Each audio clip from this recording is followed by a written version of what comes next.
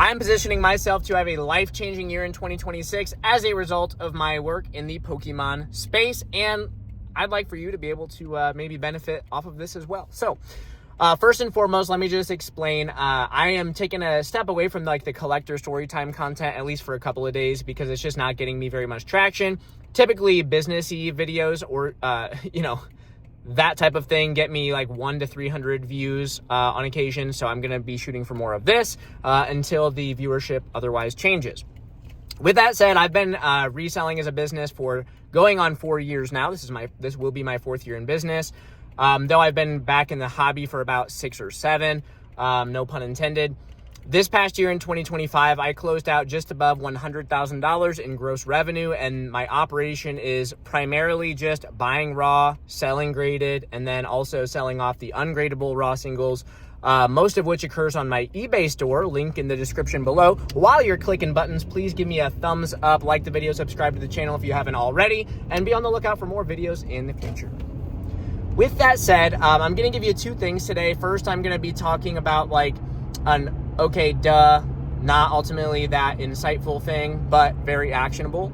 And then the next thing I'm going to tell you about is actually like a little bit more analytical and data driven. So first and foremost, year over year so far, I've been able to double up, and 2 of those years were like downtrending or stagnant market conditions. Still, I was able to double up from 26K on eBay in gross revenue to 56-ish or 54-ish.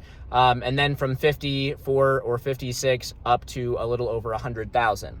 Obviously, the 2025 number, 100,000, was in a booming market, but I doubled up approximately twice prior to that in downturning or stagnant markets, as I just said to you.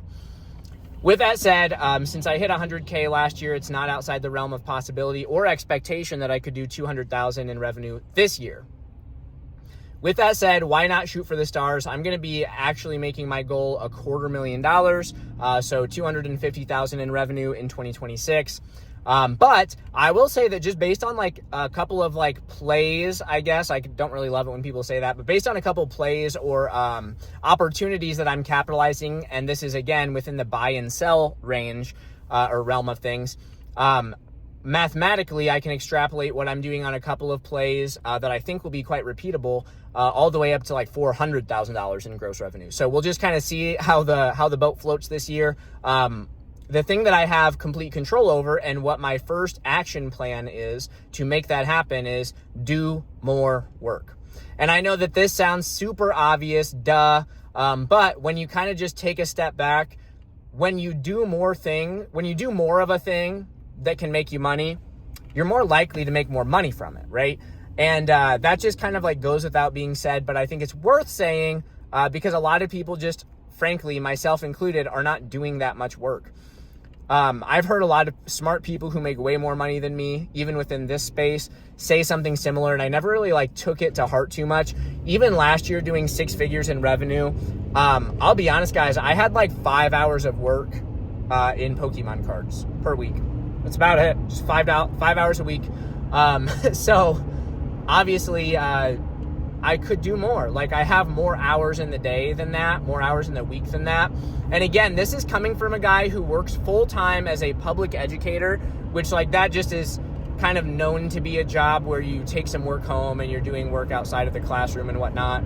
I'm running this business. I have a healthy and functional marriage. I am a homeowner, so I like solely take care of like my property. I have 2 young children under the age of 3, and I'm a very active and good dad to them. So it's like, oh, and I coach jujitsu classes on the weekend. So it's like, all that said, I have more time that I could be doing things to make me money. I just, and the cool thing is like a lot of people are way too lazy to do as much as I'm already doing. No shade to like unnamed person out there, but like most people are a little bit lazy, to be honest. Like they're just not using their time that wisely. Yeah, they might work 35, 40 hours a week at their job, but then they come home and watch Stranger Things all night and don't actually get anything accomplished, not going to the gym or anything like that, just setting goals and never actually achieving them. And again, that's just maybe kind of baked into our culture or whatever, but it is a little bit of like a poo-poo mindset. Like you're not actually going to get anywhere if you don't take steps in any particular direction. So my first plan being like just doing more work.